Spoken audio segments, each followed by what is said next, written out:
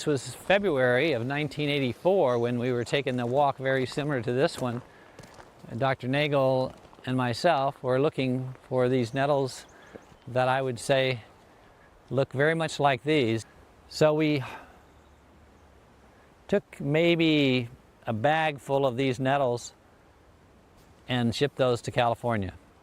And when the accountant came into the office that day, we suggested that because he had such bad allergies that he take the other plant material, which was echinacea that we had there, and thought the echinacea might help his allergies.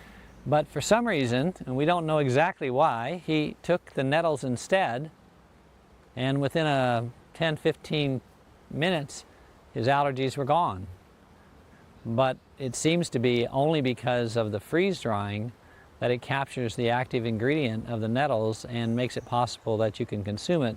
So this material is here in the wild, and ever since we've done this study and we've had such great results, we continue to harvest these from the wild, because Oregon is very rich in plant material like this, and on practically any mountainside that you take, you'll most likely run into stinging nettles.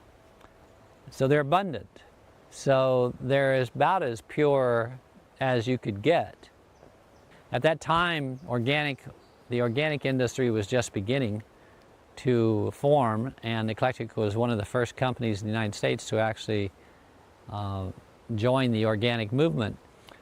But we never went with organic stinging nettles. Most of the other companies that do it tend to sell organic nettles, mostly because they don't grow it in the wild. But nature provides probably a better source of nutrients that agriculture and organic agriculture does not necessarily consider that important. This is how nettles like to grow. So there's no need to dig them up and replant them someplace else under shade cloth or in a field. Well, the one thing about the nettles is that we harvest them before they start to flower and collect just the very top part of the plant. And that's the key to our success, and we continue to replicate the same thing that was responsible for the results in the freeze-dried clinical study in 1984.